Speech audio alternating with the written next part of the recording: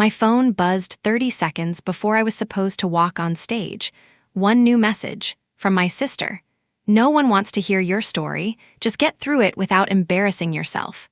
I was standing in the wings of the National Leadership Forum.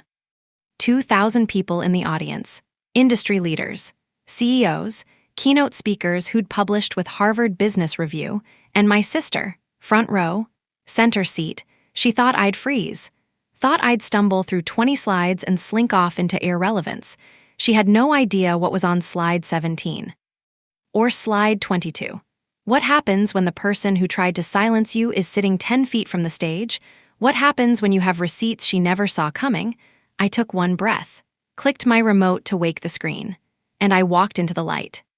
But to understand why that moment mattered, you need to know how we got there. Before we go further, drop a comment. Where are you watching from and what time is it? Hit the like button if you've ever been underestimated by someone who should have believed in you. Let me take you back. I grew up as the quiet one. My sister was the golden child, Ivy League MBA, corporate fast track. The kind of confidence that fills a room before she even speaks. I took night classes at community college, worked freelance gigs in corporate training. Read every book on leadership communication I could find. She called it hobby work. That's cute, she said once, but you need a real career. I didn't argue, I just kept building. For 3 years, I developed a framework, 5 stages of authentic leadership. I tested it with small clients, refined it, documented every iteration. I'm a saver, always have been. Every draft went into a cloud folder. Every email got exported. Every version had a timestamp. Paranoia, maybe, or maybe just preparation. In early 2023, I published a white paper. Posted it on LinkedIn, Medium, sent it to a few industry contacts. Within 2 weeks, it had 12,000 views. People shared it, quoted it. A training director called it a breakthrough. For the first time, I wasn't the quiet one. I had a voice, and my sister noticed. This is good, she said on the phone.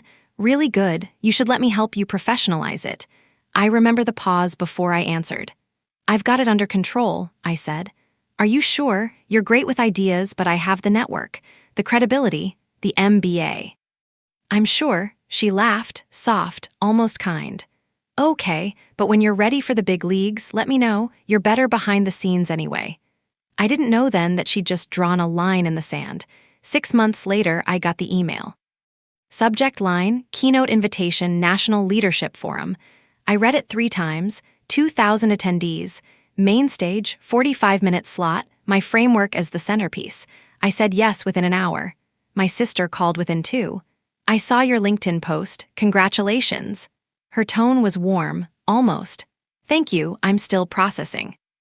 Listen, I had an idea. What if we co-keynote? I could bring the business strategy angle, you do the softer leadership stuff, we'd be a power duo. I paused. They invited me solo. Right, but think bigger, 2 perspectives. And honestly, my name would add credibility. I could reach out to the event director, get my name added to the roster. First, obviously, since I have the higher LinkedIn following. My stomach tightened. I don't think that's what they're looking for. Her voice cooled, fast. Okay, new idea, I do it solo. You consult behind the scenes, I'll credit you in the acknowledgements.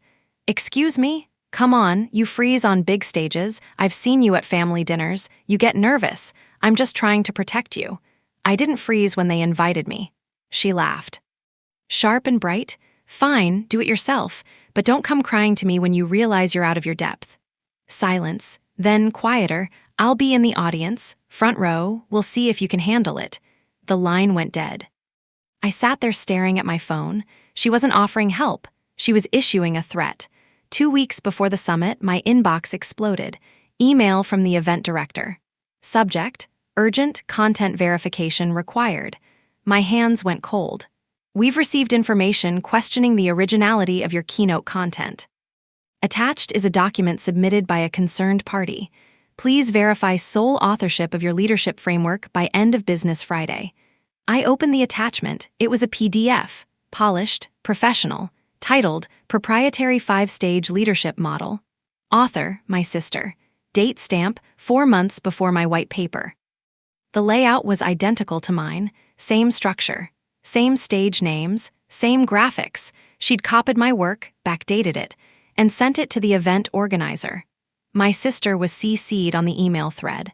At the bottom, a note from the director: "Your keynote slot is under review pending resolution." I read it again and again. My career was on the line, my credibility, my voice, and she had a document that looked older than mine. For 48 hours, I thought about withdrawing, sending a quiet apology, disappearing. But then I remembered something. I save everything, every original file. Every email, every scrap of proof. She had a PDF with a fake date. I had the truth, with timestamps she couldn't forge. The question was, did I have the courage to use it? I didn't sleep that night. I opened my archive, 3 years of work. All of it cataloged, original drafts, client emails, contracts, invoices, file metadata that couldn't be faked. I built a folder, labeled it Framework Development Archive, full timeline. Inside, 18 months of iteration, starting in March of 2021, a full year before her fake PDF. Every file had creation dates, modification logs, version histories. I attached emails from 3 corporate clients, people who'd piloted my framework in 2021 and 2022, their testimonials, their invoices, my name on every line. I wrote one email to the event director. Attached is the complete development history of my framework. You'll see original files dating back to March 2021, well before the document in question. I'm happy to provide additional verification if needed. I hit send at 2 in the morning. The director replied at 9:15 a.m., "Thank you for the clarification. Your keynote slot is confirmed. See you on stage." I exhaled for the first time in 2 days. I was back on the roster, but I knew my sister. She doesn't lose quietly, and I was right, because 3 days later she called me, and this time she wasn't pretending to be kind. "You forged those timestamps." That's how she opened. No hello, no pretense. I didn't forge anything. Those are the original files. "I'm filing a defamation lawsuit. You've damaged my reputation." I stayed quiet. "And I'm calling Mom." She did. 20 minutes later, my mother called me. "Why are you doing this to your sister?" "Doing what?" "She told me you stole her work, that you're trying to humiliate her publicly." "That's not what happened." "She's devastated. She said you hacked her files and made it look like you did the work first." I closed my eyes. "Mom, I can show you the proof." "I don't want proof. I want you two to stop fighting, just share the stage, do it together for family." She tried to steal my keynote. "You're being dramatic, just let her co-present." "Why do you always have to make things so difficult?" I hung up. Then I checked LinkedIn. My sister had posted, not my name, not specifics, just enough. Heartbroken to see idea theft in our industry. Watching someone take credit for collaborative work is devastating. Integrity matters. My phone started buzzing, messages from colleagues. "Is this about you? Did something happen?" 4 days until the summit, I could have caved, could have added her name to keep the peace. Then my email dinged, a message from one of my former clients. Subject: "Thought you should see this." I opened the email. My client had forwarded a message, sent to him 3 months earlier, from my sister. Subject: "Updated licensing terms for leadership framework." I read it twice. She'd reached out to my clients, claimed to be the co-creator of my framework. Said she was formalizing the intellectual property structure. She'd attached a new licensing agreement, under her name, her LLC. She tried to cut me out of my own contracts. The client's note was short. "This seemed off, so I didn't sign. Thought you should know someone's impersonating a partner of yours." I checked the LLC registration. Filed 2 weeks after my keynote invitation went public. She hadn't just tried to take my stage. She'd tried to take my income, my clients, my future. This wasn't sibling rivalry. It was premeditated theft. I sat back, and for the first time, I wasn't scared. I was clear. She'd made a choice, a calculated one. Now I had proof, not just of her copying my work, but of her trying to steal my livelihood. I forwarded the email to my lawyer, and I started rebuilding my keynote, because I wasn't going to stay quiet anymore. I needed to understand why. Why go this far? Why burn bridges? Why risk everything? So I did some digging. I checked her LinkedIn, really checked it. Her consulting firm's page had changed. 2 senior partners were gone. The client portfolio was half the size it used to be. I reached out to a mutual contact. Casual question. "Oh, yeah," they said. "She's had a rough year, lost 2 major accounts. I think she's pivoting." Pivoting. Then they mentioned something else. "Did you hear about her book deal?" She was so excited. $45,000 advance. My chest tightened. "Book deal?" "Yeah, some leadership framework thing. She said the manuscript's due in like 8 weeks." I found a copy of her book proposal through a contact in publishing. The title, Leading Authentically, My 5-Stage Model, My 5 Stages, My Structure, My Examples, repackaged, renamed, sold. She'd already spent the advance, and she needed a platform to launch it. The summit wasn't just exposure for her, it was survival. She didn't want to share my spotlight. She needed to erase me to save herself. I closed my laptop. I wasn't angry anymore. I was something colder, resolved. She'd made her choice. Now I'd make mine. I made 3 moves. First, I filed formal copyright registration with the U.S. Copyright Office. Every piece of my framework, every slide, every worksheet, ironclad legal protection with a date stamp she couldn't challenge. Second, I hired an intellectual property attorney. We sent a cease and desist to her LLC, documented every fraudulent claim. Every email to my clients, every backdated file, we CC'd her publisher. Within 24 hours, her book deal was frozen, pending legal resolution. Third, I rewrote my keynote, not to attack her, not to humiliate, but to tell the truth. I added 2 slides, one titled, The Cost of Silence. Another, Receipts over Reputation. I wasn't going to shout. I wasn't going to rage. I was going to show. Calmly, clearly, completely, let the evidence speak.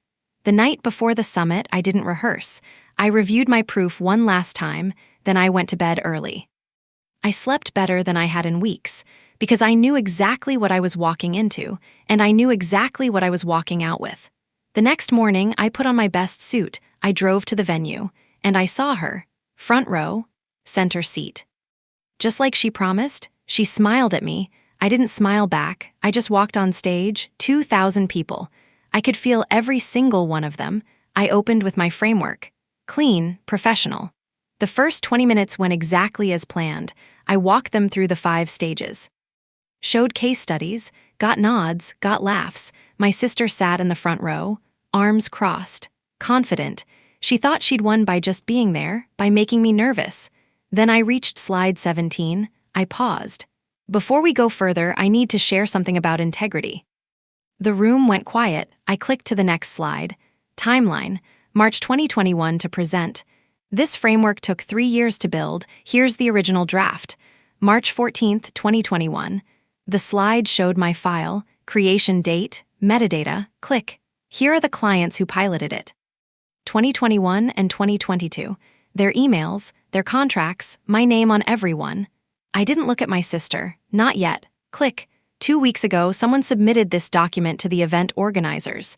Her fake PDF, side by side with mine. Same content, same structure. But dated 4 months before my publication. The metadata was altered in June of 2023. A murmur ran through the audience. Click. That same person reached out to my clients 3 months ago, claimed to be the co-creator, tried to reassign my intellectual property to her own LLC. The email, her name, the fraudulent licensing agreement. Now I looked at her. Her face was white. Click. She also sold a book proposal based entirely on this framework. My framework, $45,000 advance, manuscript due in 8 weeks. The book proposal, her name as sole author. I took a breath. I'm not sharing this to humiliate anyone. I'm sharing it because silence protects the wrong people. The room was frozen. Your voice matters, your work matters, even when someone tries to take it, especially then. I clicked to my final slide. Keep your receipts. And never let anyone convince you that your story isn't worth telling. The applause started slow, then it erupted.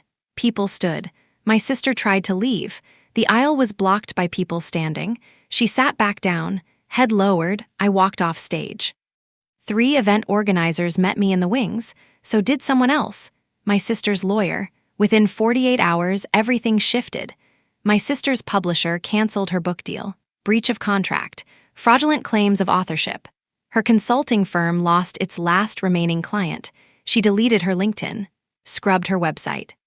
She sent me one text. "You destroyed me." I didn't reply. My mother called, left a voicemail. "How could you humiliate your sister like that? In public? You're cruel. Don't contact me until you apologize." My father said nothing. He never does. I set a boundary. No contact. Not until there's real accountability. Not apologies to keep the peace. Actual acknowledgement of what happened. I'm still waiting.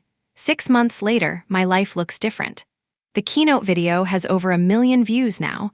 I've been invited to speak at 4 more summits. A certification company wants to license my framework. I have a TED Talk scheduled for next spring. My sister moved to a different city. Quietly, she pivoted to a new industry. Human resources compliance. No public presence. No statements. No apology, but also no more interference. I don't check her LinkedIn. I don't ask mutual friends about her. I moved on, not because I forgave her, but because I chose my peace over her presence. I launched something else too, a scholarship fund. For women in leadership who don't have the network or the MBA or the family money. I named it after my mentor, the woman who told me my voice mattered when no one else did. Not after myself. That's not what this was about. I didn't take that stage to destroy my sister. I took it to stop being erased. There's a difference. Some people will never cheer for you. Some will actively try to silence you. Take the stage anyway. Your story is your power. Silence protects the wrong people. And always, always keep your receipts. The keynote video still gets comments every day. Hundreds of people have told me it gave them permission to speak up, to stop shrinking, to fight for what they built. That's the stage I wanted all along, not the one where I won. The one where someone else found their voice. Now I want to hear from you. Have you ever been told your story doesn't matter? Have you ever had someone try to take credit for your work? Share your experience in the comments. I read every single one. Hit subscribe if you believe in using your voice even when it shakes. Drop a thumbs up if you've ever had to choose truth over peace. You're not alone, and your voice, it matters. This has been a fictionalized dramatization and is not legal or financial advice. Thank you for listening.